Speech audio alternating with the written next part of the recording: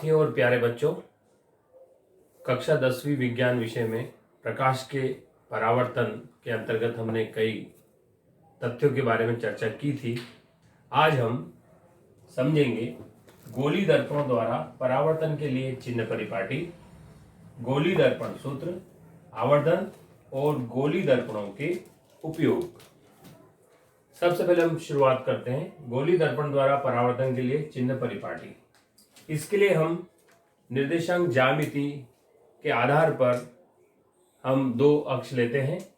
एक अक्ष x x dash, दूसरी अक्ष y y डैश, दोनों एक दूसरे पर लंबवत होती है। इनका प्रतिच्छेद बिंदु मूल बिंदु O कहलाता है। मान लिया जाए कि कोई दर्पण इसके मूल बिंदु पर स्थित है। जैसे दो दर्पण हमारे सामने, अवतल दर्पण और उत्तल दर्पण। हम ये जानते हैं कि अवतल दर्पण में पृष्ठ के पीछे की ओर, वक्र पृष्ठ जो होता है उसके पीछे की ओर अगर पॉलिश कर दी जाए बाहर की ओर अर्थात, तो अवतल दर्पण बनता है, और वक्र पृष्ठ के भीतर की ओर पॉलिश कर दी जाए तो वो उत्तल दर्पण बनता है। माना इन अक्षों के ऊपर मूल बिंदु पर एक दर्पण स्थित है जो अवतल दर्पण है। इस तरीके से मान लिया जाए यह अवतल दर्पण है, अर्थात इस मूल बिंदु पर हम इस दर्पण का ध्रुव को प्रदर्शित करेंगे P, अर्थात MPN एक अवतल दर्पण है जिसका मध्य बिंदु P ध्रुव है जो मूल बिंदु पर स्थित है। इन अक्षों को अगर हम देखें चित्र के माध्यम से तो ध्रुव से बाईं ओर नापी जाने वाली दूरियां ऋणात्मक होगी, ध्रुव से बाईं ओर, और ध्रुव से दाईं ओर नापने वाली दूरियां धनात्मक होगी। अर्थात इस दिशा में जो दूरियां नापी जाएगी वो ऋणात्मक होगी, और इस दिशा में मतलब दाईं ओर जो दूरियां नापी जाएगी वो धनात्मक होगी। मुख्य अक्ष, यह दर्पण के ध्रुव से होकर जाने वाली काल्पनिक रेखा मुख्य अक्ष कहलाती। इसके ऊपर जो दूरियां नापी जाएगी मतलब लंबाइयां नापी जाएगी, जैसे मान लीजिए कि एक बिंब है या वस्तु है AB, तो ये इसकी लंबाई ऊपर की ओर नापी जाएगी वो धनात्मक होगी,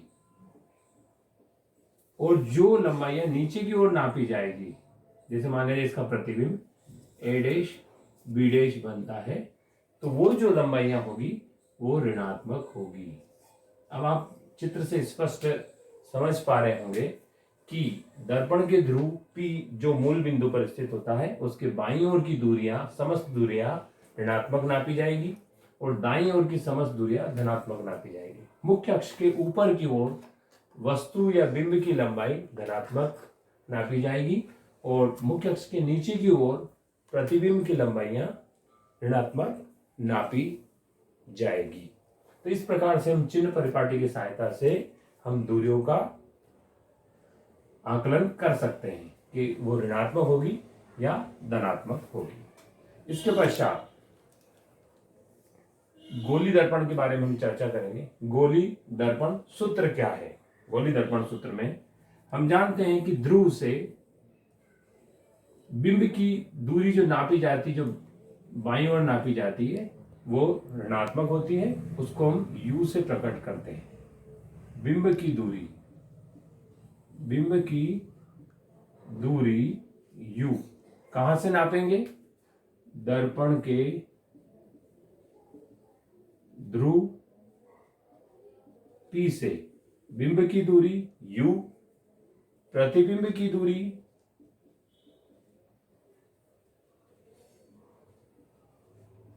V तथा फोकस दूरी F नापी जाती है। वह सूत्र जो U, V, F में संबंध प्रदर्शित करता है दर्पण सूत्र कहलाता है। इस प्रकार से 1/V plus 1/U is equal to 1/ हमें F प्राप्त होता है। इसमें चिन्ह परिपाटी का प्रयोग किया जाता है। तीसरी बात आती है आवर्धन। आवर्धन अर्थात मैग्निफिकेशन। दर्पणों में आवर्धन का तात्पर्य है प्रतिबिंब की लंबाई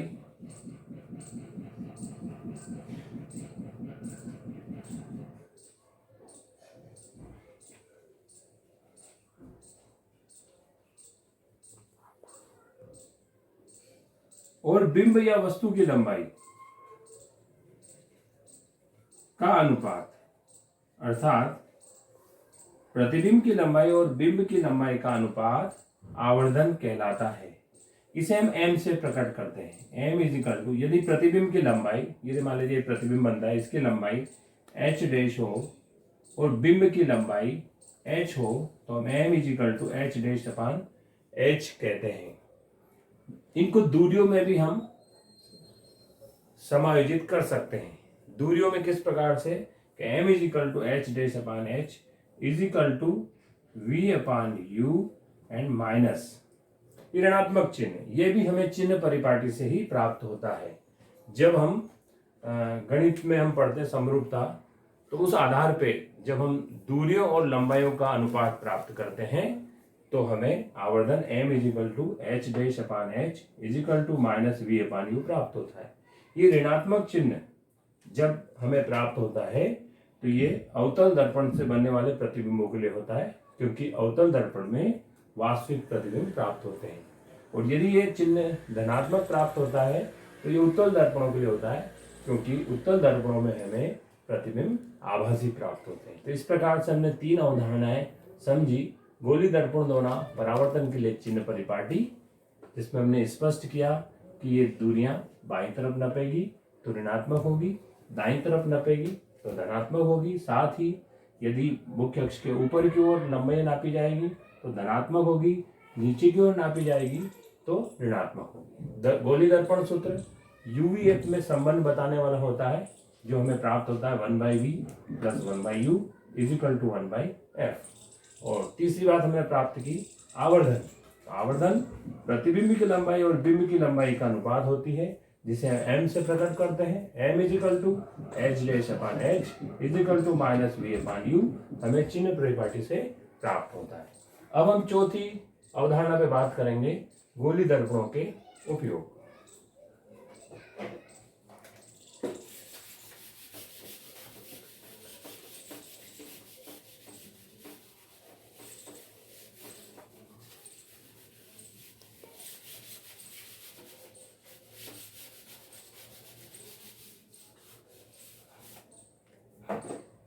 हमारे सामने 2 प्रकार के दर्पण हैं।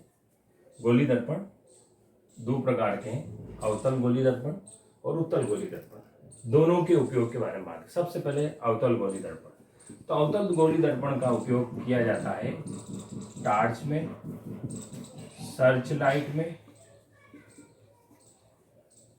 हेडलाइट में, शेविंग दर्पण में, दंत चिकित्सक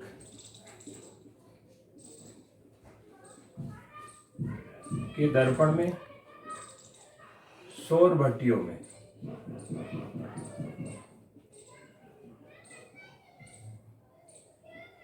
तो इस प्रकार से अवतल दर्पण का उपयोग टार्च में, सर्च लाइट में, हेडलाइट में, शेविंग दर्पण में, दंत चिकित्सक के दर्पण में और सौर भट्टियों में उपयोग किया जाता है। अब ये किस प्रकार से एक कार्य करता है?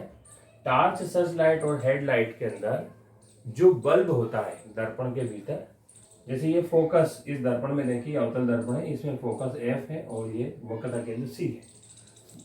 जो बल्ब होता है वो फोकस पर स्थित होता है। यहां से चलने वाली प्रकाश किरणें जब दर्पण पर आपतित होती है इस तरीके से, तो परावर्तन के पश्चात वो मुख्य अक्ष के समांतर हो जाती है।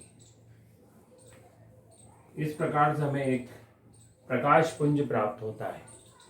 तो सर्च लाइट, टार्च और हेडलाइट के अंदर बल्ब फोकस पर स्थित होता है, जिससे चलने वाली प्रकाश किरणें परावर्तन के पश्चात मुख्य अक्ष के समांतर हो जाती है। अब बात आती है शेविंग दर्पण के तरफ। शेविंग दर्पण और दंत चिकित्सकीय दर्पण में स्थिति क्या होती है? जब हम जानते हैं कि अवतल दर्पण के सम्मुख जब वस्तु को ध्रुव और फोकस के मध्य रखा जाए, अर्थात ध्रुव और फोकस के मध्य रखा जाता है, तो प्रतिबिंब दर्पण के पीछे बनता है, आभासी बनता है और बड़ा बनता है। शेविंग दर्पण और दंत चिकित्सक के दर्पण में, शेविंग दर्पण में चेहरा बड़ा दिखाने के लिए इसका इस्तेमाल होता है। उसमें भी यही स्थिति थी, वस्तु या बिंब दर्पण के ध्रुव और फोकस के मध्य होता है। तो इस प्रकार से जैसे दंत चिकित्सक के मामले में अगर दंत चिकित्सक हमारे दांत के अंदर कोई खराबी होती है उसको देखना चाहता है तो वो दर्पण ऐसा बना होता है, एक स्टिक लगी होती है उसके अंदर, उस दर्पण को मुंह के अंदर वो भेजता है और उस दर्पण के अंदर प्रतिबिंब देखता है। तो इस दर्पण के सम्मुख हमारे दांत की स्थिति कहाँ होती है, तो हमारे दांत की स्थिति होती है इस प्रकार से, ध्रुव और फोकस के मध्य। तो इससे चलने वाली प्रकाश किरणों से जो प्रतिबिंब बनता है, जैसे मान ले जाए कि प्रकाश किरण ऐसे चलती, एक प्रकाश किरण ऐसे चलेगी जो फोकस से होकर निकल जाएगी, एक प्रकाश किरण उससे सी से होकर चलेगी वक्ता केंद्र से। तो इस तरीके से हम देखेंगे कि ये इस तरीके से वापस ये इधर रिटर्न होते हैं और पीछे की तरफ बढ़ाते हैं तो हमें बड़े रूप में हमें दांत दिखाई देगा, अर्थात प्रतिबिंब दिखाई देगा। तो दंत चिकित्सक इस दांत को बड़े रूप में देखता है, उसमें जो भी कैविटी खराबी हो प्राप्त कर लेता है। सौर भट्टियों में, सौर भट्टियों के अंदर क्या होता है, सौर भट्टियों में हम इस चित्र के माध्यम से बात करेंगे। सौर भट्टियों में सूर्य से आने वाली प्रकाश किरणें हम जानते हैं मुख्य अक्ष के समांतर होती है। जब मुख्य अक्ष के समांतर होती है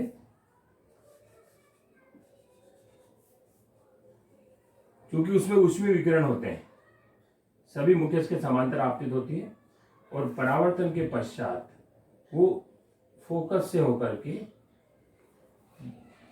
जाती है, अर्थात वो समस्त प्रकाश किरणें परावर्तन के पश्चात इस फोकस बिंदु पर एकत्रित हो जाती है, जिससे तापमान बढ़ जाता है, ऊष्मा बढ़ जाती है और सौर भट्टियों में इस प्रकार से अवतल दर्पण का उपयोग किया जाता है। इसके पश्चात हम बात करेंगे उत्तल दर्पण।